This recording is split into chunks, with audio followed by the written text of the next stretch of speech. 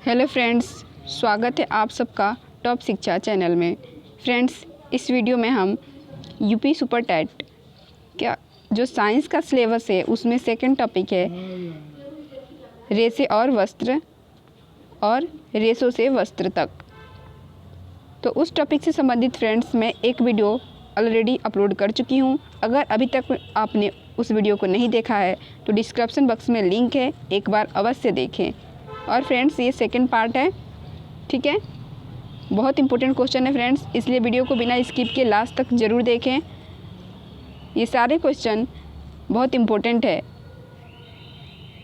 और फ्रेंड्स ये सिलेबस में दे रखा है, तो श्योर है कि 2 से 3 क्वेश्चन इस चैप्टर से ज़रूर पूछा जाएगा। तो चलिए हम क्वेश्चन की तरफ बढ़ते हैं। पहला क्वेश्चन है, जानतो रेसा किसे कहा जाता है? ठीक है, ये क्या है? जानतो रेसा किसे कहा जाता है? तो इसका जो राइट आंसर हो जाएगा वो हो जाएगा जंतुओं से प्राप्त रेसा जानतो रेसा कहलाता है। ठीक है, यानी जो रेसा जंतुओं से प्राप्त होता है उसे जानतो रेसा कहते हैं। जैसे हो गया आपका भेड़ और क्या हो जाएगा? रेशम के कीट। इन दोनों से प्राप्त रेशे को जानतो रेशा कहा जाएगा। नेक्स्ट देखते हैं, क्वेश्चन नंबर 2 है, 2 जानतो रेशों के नाम लिखिए। ऊन और रेशम। ठीक है, ऊन किससे प्राप्त किया जाता है? भेड़ से। और रेशम के कीट से प्राप्त किया जाता है। तो 2 जानतो रेशे कौन कौन से हुए? ऊन और रेशम। क्वेश्चन नंबर नेक्स्ट है, रेशे प्रदान करने वाले जंतुओं के नाम लिखिए। ठीक है, इसका राइट आंसर होगा भेड़, बकरी और याक। ठीक है, भेड़ के बाल से, बकरी के बाल से और याक के बाल से ऊन के रेशे प्राप्त किए जाते हैं। ठीक है, याद रखिएगा। और आपको याद रखना है साथ में, कुत्ता के जो बाल होते हैं उससे ऊन नहीं बनाया जाता है। आ जाता है पेपर में कि रेशे किससे प्राप्त किए जाते हैं। ऑप्शन में होगा आपका भेड़, बकरी, याक और कुत्ते के बाल। तो याद रखिएगा, कुत्ते के बाल से रेशे नहीं बनाए जाते हैं। क्वेश्चन नंबर नेक्स्ट है, रेशम का फाइबर रेशम कीट के डैश से प्राप्त होता है। तो रेशम का जो फाइबर होता है वो रेशम कीट के कोकून से प्राप्त होता है। किससे प्राप्त होता है? कोकून से। याद रखिएगा, कोकून से प्राप्त होता है रेशम का फाइबर। क्वेश्चन नंबर नेक्स्ट है, जंतुओं की त्वचा पर बालों की मोटी परत का मुख्य कार्य लिखें। तो जो जंतुओं की त्वचा पर बालों की मोटी परत होती है उसका कार्य क्या होता है कि सर्दी से बचाना। यानी आप लोग को पता ही होगा, ये जो बाल होते हैं वो क्या होते हैं? बहुत गर्म होते हैं। यानी इन्हीं बालों से हम ऊन बनाते हैं और इस ऊन का प्रयोग हम सर्दी के मौसम में कपड़े पहनने के रूप में करते हैं। इसलिए जो ये जंतु पर बाल होते हैं वो इन्हें सर्दियों से बचाते हैं। क्वेश्चन नंबर 6 है, वायु ऊष्मा की सुचालक या फिर कुचालक होती है।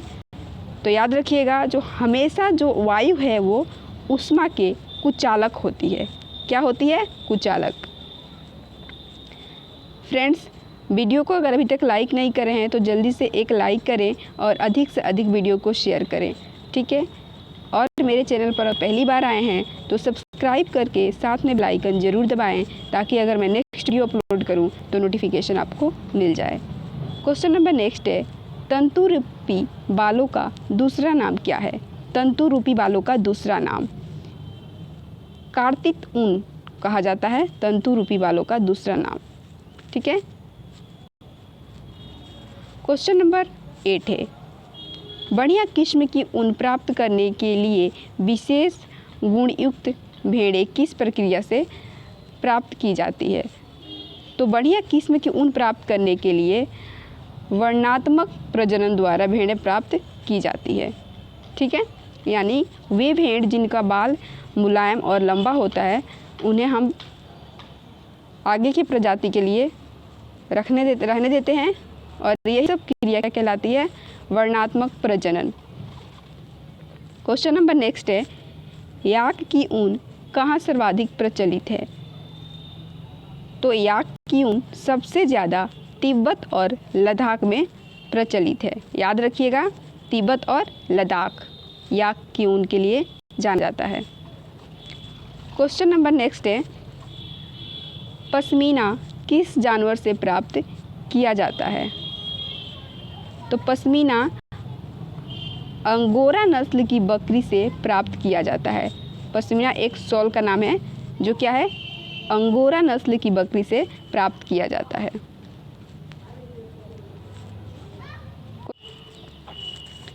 नेक्स्ट क्वेश्चन है, क्या ऊँट के बालों का इस्तेमाल भी ऊन बनाने के रूप में किया जाता है? तो बिल्कुल किया जाता है। ठीक है, ऊँट के बालों का इस्तेमाल भी ऊन बनाने में किया जाता है। इसके अलावा भेड़ के बालों का भी इस्तेमाल किया जाता है, याक के बालों का भी इस्तेमाल किया जाता है और बकरी के बालों का भी ऊन बनाने में इस्तेमाल किया जाता है। नेक्स्ट क्वेश्चन है, लामा और एल्पेका विश्व के किस देश में पाए जाते हैं? तो दक्षिण अमेरिका में लामा और एल्पेका पाए जाते हैं। ठीक है, इनसे भी ऊन प्राप्त किया जाता है। नेक्स्ट है, आम भेड़ पालकों को किस नाम से पुकारा जाता है? तो जो लोग भेड़ पालते हैं उन्हें गडरिये के नाम से पुकारा जाता है। किसे पुकारा जाता है? गडरिये के नाम से। नेक्स्ट है, पंजाब एवं हरियाणा में प्रायः किस नस्ल की भेड़ पाई जाती है? ठीक है, तो इसका राइट आंसर होगा नली। ठीक है, कौन सी नस्ल की? नली, या फिर हम इसे नाली भी बोलते हैं, नस्ल की भेड़ पाई जाती है। कहाँ पे? हरियाणा और पंजाब में। क्वेश्चन नंबर नेक्स्ट है, रामपुर बुशायन नस्ल है भेड़ की बकरी की। तो जो रामपुर बुशायन नस्ल है वो किसकी है? भेड़ की नस्ल है। ठीक है, क्वेश्चन नंबर नेक्स्ट है, जम्मू कश्मीर की प्रसिद्ध भेड़ की नस्ल का नाम लिखिए। तो जो जम्मू कश्मीर की भेड़ है उसके नस्ल का नाम है बाखरवाल। क्या नाम है? बाखरवाल। याद रखिएगा, बाखरवाल है जम्मू कश्मीर के प्रसिद्ध भेड़ के नस्ल की नाम। नेक्स्ट है, हौजरी के लिए किस भेड़ से प्राप्त ऊन उत्तम मानी जाती है? तो हौजरी के लिए पाटनवाड़ी नस्ल की भेड़ से प्राप्त ऊन सबसे उत्तम मानी जाती है, पाटनवाड़ी। नेक्स्ट है, ऊन को प्रायः किस ऋतु में काटा जाता है? तो ऊन को प्रायः गर्मी में काटा जाता है। ठंड में क्यों नहीं काटा जाता है? ताकि जो भेड़ है उसे ठंड ना लगे। ठंड में अगर उनके बाल को हटा लिया जाएगा तो उन्हें ठंड लगती है, इसलिए गर्मी के मौसम में उनके बाल को काटा जाता है।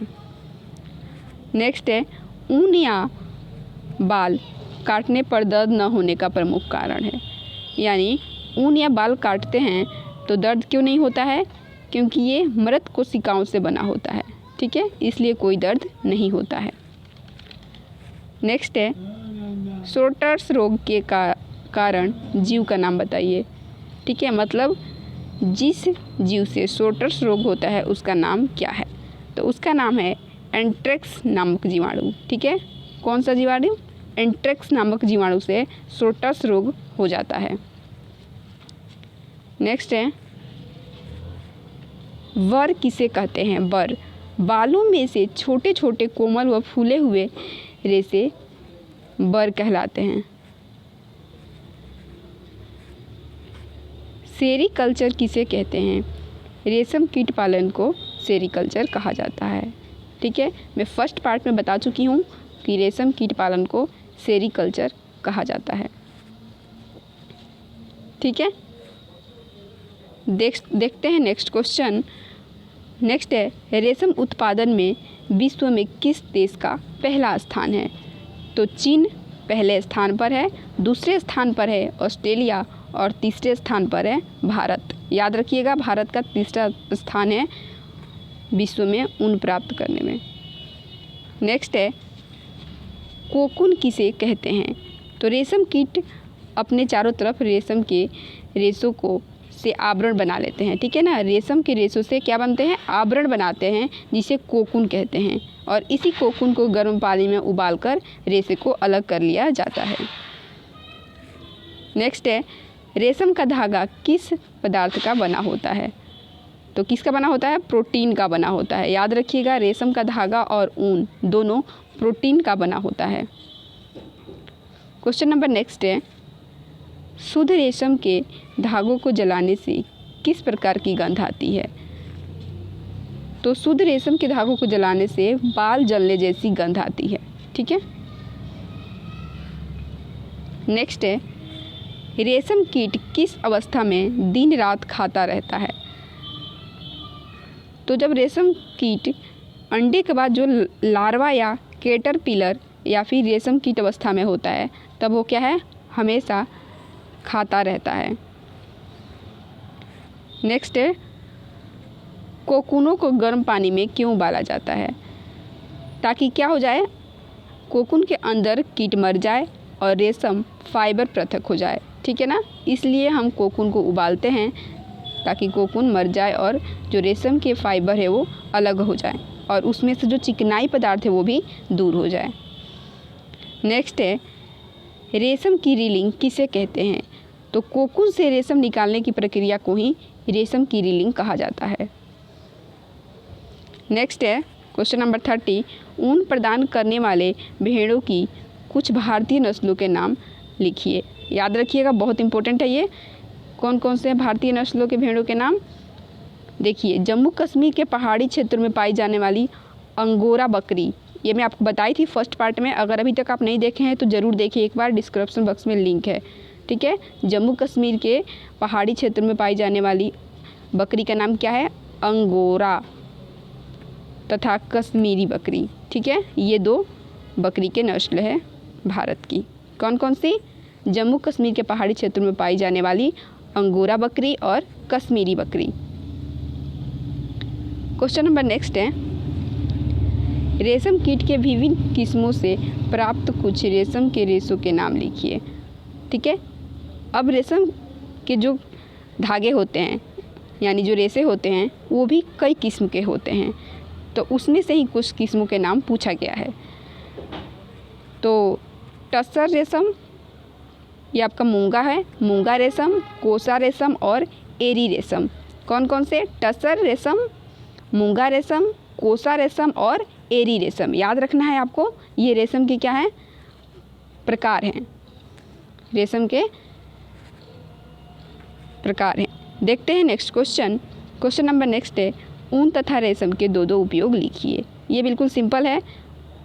उनसे ऊनी वस्त्र तथा कंबल बनाए जाते हैं और रेशम से रेशमी वस्त्र एवं पैरासूट बनाया जाता है। ये भी याद रखिएगा, पैरासूट किससे बनाया जाता है, रेशम से। नेक्स्ट क्वेश्चन है, भेड़ के रेशों को ऊन में संसाधित करने के विभिन्न चरणों को क्रमानुसार वर्णित कीजिए। फ्रेंड्स, अभी तक वीडियो को लाइक नहीं करे हैं तो जल्दी से लाइक करें और अधिक से अधिक वीडियो को शेयर करें। सारे इंपॉर्टेंट क्वेश्चन हैं, ठीक है, इसलिए ज़रूर एक बार शेयर कर दें। अब यहाँ पर पूछा गया है, जो भेड़ का ऊन है उसे प्राप्त करने में कौन कौन सी प्रक्रियाएं अपनाई जाती है, उसे स्टेप वाइज बताना है, ठीक है। तो चलिए एक बार जल्दी से पढ़ लेते हैं, बहुत इंपॉर्टेंट है ये, इससे क्वेश्चन ज़रूर पूछा जा सकता है। देखिए, भेड़ के रेशों को ऊन में संसाधित करने के विभिन्न चरण, ठीक है। फर्स्ट चरण में क्या करते हैं, भेड़ के बालों की कटाई मशीनों द्वारा भेड़ों के बालों की कटाई की जाती है। सबसे पहले हम क्या करते हैं, भेड़ की बालों की कटाई करते हैं, ठीक है, जो सामान्यतः गर्मी के मौसम में होती है। ये मैं बता चुकी हूँ, गर्मी के मौसम में भेड़ की बालों की कटाई होती है। फिर क्या करते हैं, सबसे पहले हम क्या करते हैं, भेड़ों की बालों की कटाई करवाते हैं मशीनों के द्वारा। उसके बाद से दूसरे चरण में अभिमार्जन कटाई, ठीक है, दूसरा चरण है, उसका नाम क्या है, अभिमार्जन। अभिमार्जन में क्या होता है, कटाई के बाद रेशों को पानी की टंकियों में डालकर अच्छी तरह से धोया जाता है, जिससे उनकी चिकनाई, धूल और गर्द निकल जाए। यह प्रक्रिया अभिमार्जन कहलाती है। यही बात मैं आपको बताई थी फर्स्ट वीडियो में। अगर अभी तक आपने उस पार्ट नहीं देखा है तो ज़रूर देखें एक बार, ठीक है। सेकेंड पार्ट में फ्रेंड्स ये किया जाता है, जो बाल काटा जाता है उसे एक टंकी में डालकर अच्छी तरह से धोया जाता है, जिससे बाल की चिकनाई और उस पर लगे धूल और गर्द निकल जाए। और इसी प्रक्रिया को अभिमार्जन, बहुत इंपॉर्टेंट है, अभिमार्जन कहा जाता है। अभिमार्जन के बाद फ्रेंड्स थर्ड स्टेप में क्या किया जाता है, छटाई की जाती है। यानी अभिमार्जन के बाद रेशों की छटाई होती है, जिससे अच्छे रोएदार रेशों को उसकी लंबाई, चिकनाई तथा हल्केपन के आधार पर अलग अलग कर लिया जाता है। मतलब जो रेशे ज़्यादा लंबे और चिकने होते हैं उन्हें अलग किया जाता है, और जो रेशे थोड़ा कम लंबे और चिकने होते हैं उन्हें अलग किया जाता है। तो इसे ही बोलते हैं छटाई। तो आपका हो गया थर्ड स्टेप। अब आते हैं फोर्थ स्टेप में। अब क्या करते हैं, जो फोर्थ स्टेप है उसका नाम है कताई। अभिमार्जन से प्राप्त रेशों को सुखाने के बाद छोटे छोटे कोमल व फूले हुए रेशों की ऊन के धागों के रूप में कताई की जाती है। ठीक है। कताई के बाद आपका आता है रंगाई। रंगाई यानी भेड़ों अथवा बकरियों से प्राप्त रेशे प्रायः काले, भूरे अथवा सफ़ेद रंग के होते हैं। विविधता पैदा करने के लिए इन रेशों की क्या करते हैं, विभिन्न रंगों से रंगाई की जाती है। और लास्ट स्टेप में क्या होता है, ऊनी धागा बनाना। लास्ट स्टेप में हम ऊन का धागा बनाते हैं। यानी ये आपका रंगाई है। रंगाई के बाद रेशों को सुलझाकर सीधा किया जाता है और फिर लपेटकर उसे ऊनी धागा बनाया जाता है। तो इस तरह पूरे 6 चरण हैं भेड़ के बाल से ऊन प्राप्त करने की। फर्स्ट है आपका बालों की कटाई, सेकंड चरण है अभिमार्जन, थर्ड में क्या होता है, छटाई होता है, फोर्थ में होता है आपका कटाई, और फिफ्थ में होता है रंगाई, और सिक्स में क्या हो जाता है, ऊनी धागा बनाना। तो फ्रेंड्स ये थे आज के इम्पोर्टेंट क्वेश्चन रेशों से वस्त्र तक से संबंधित टॉपिक का। तो उम्मीद है कि आप लोगों को वीडियो अच्छी लगी होगी। अगर वीडियो अच्छी लगी है तो प्लीज़ लाइक करें, चैनल पर अगर पहली बार आए हैं तो सब्सक्राइब कर लें और अधिक से अधिक वीडियो को शेयर करें। मिलते हैं नेक्स्ट वीडियो में, तब तक के लिए थैंक्स फॉर वॉचिंग।